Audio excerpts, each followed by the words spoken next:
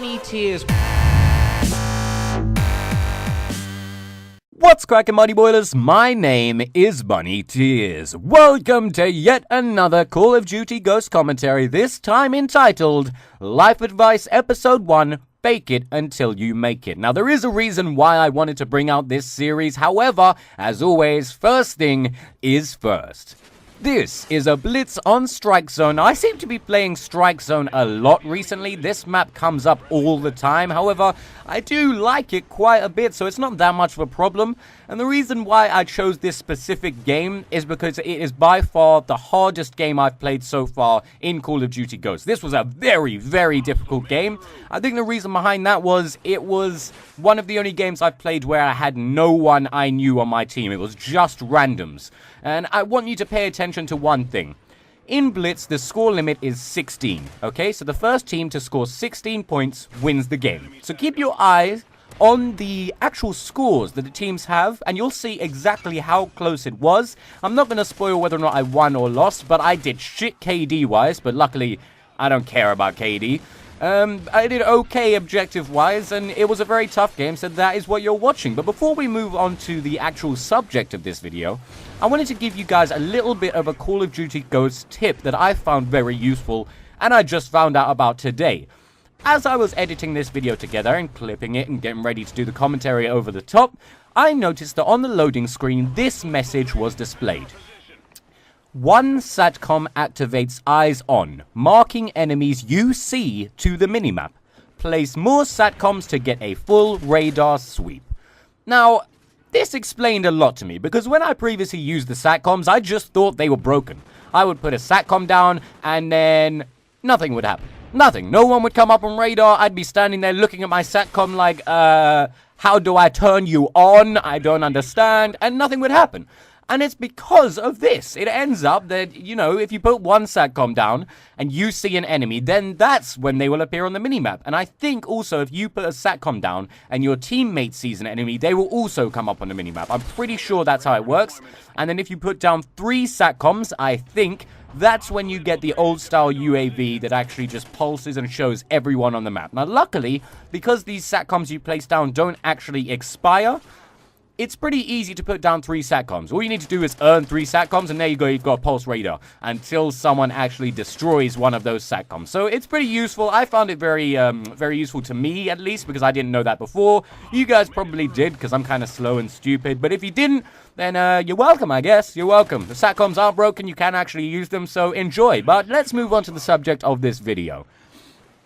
The reason I wanted to bring out a mini-series entitled Life Advice is because there's been a couple of points in my life when I've received advice that has actually been extremely helpful when it came to trying to achieve my life goals and objectives. And I wanted to start with one piece of advice, and I think I'll basically be doing one piece of advice per video in this series because it's just the easiest way to do it. So the first piece of advice I'm going to go through is something that was told to me by my manager in the door-to-door sales company in Liverpool, which is fake it until you make it.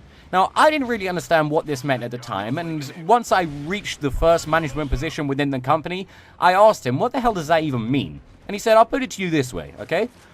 If you come in a suit that you've had for years, with your old shoes and some tie that you found, and you come in with scruffy hair and stuff like that, people are going to look at you, and they're going to think, okay, that guy's a manager. It looks like the management position isn't that good, so I'm not even going to strive for it. I think I might just leave the company. Whereas, if you spend your first paycheck on a nice suit, a nice pair of shoes, a nice shirt, a nice tie, and a haircut, and you come in looking fresh, people are going to look at you and they're going to think, wow, okay, that's the position I want to be in. So, the reason it was called faking it until you make it, because the first management position wasn't well paid at all. It was still purely commission. However, you were basically giving people the idea. You weren't telling them that you were making a lot of money, but you were giving them the idea that you were making a lot of money. So you were faking it until you made it. So they would see you and think, I want to be a manager. Now, the first time I really used this advice was before I even reached the management stages, okay? So we used to stand in this big room and teach each other stuff on the boards when it came to sales techniques and stuff like that, because obviously we were door-to-door salesmen. So whenever there was nothing going on, I used to just grab a board marker and be like, all right, guys, yeah, get out your books and I'll teach you a few things about my sales techniques, what I've been finding to be working, and how you can improve your actual sales technique. And this happened every day, pretty much. Every day I'd be sitting there teaching people, and more people would join this group who would watch me on the boards, and by the end of it, everyone just thought I was a manager. They literally did. So when it came to my promotion, half the people were really happy for me, and half the people were very confused because they thought I already was a manager. So that is an example of faking it until you make it. Now, another time when this happened to me was after I actually left that job in Liverpool and moved back to London. Now, that door-to-door sales company, it was great. It was very, very productive for me. I learnt a lot and I loved that job. But it wasn't an official company, so it wasn't an official manager's position. It really wasn't. There wasn't any training you had to go through. You didn't really have any responsibilities for the company, but you were given the title of manager. So when I went to my job interview in England, the first job interview London, the first job interview I actually went to, I mentioned the fact that, I've had management positions before. I wore my best suit. I wore my best tie, my best shoes, I had a nice haircut, a nice shirt, and I spoke very well. And in the interview, not after the interview, not after working for the company for a few months, literally in the interview, and it was a group interview, there were 9 other people there, the manager of the place we were applying for came up to me and said, okay, look, you've clearly had management experience before, I can tell that just by talking to you. You dress very well, you speak very well, you're very clear, and clearly you know quite a bit about business. So, rather than giving you the position you applied for, would you like this management position instead? Immediately, I realized how useful this piece of advice really was, because I had come from a management position that was completely unofficial, completely useless on a CV, and yet because I had had that position, and I had been faking it the whole time, telling myself, you're a real manager, it made me comfortable in a management position. So when other people, or the people who were interviewing me, were asking me questions about management, I just responded easy, because I had been faking it until I made it the whole time. So, to myself, I'd even tricked myself into believing, yeah, I've done management before, it's easy. You just do this, you do that, and then everything works.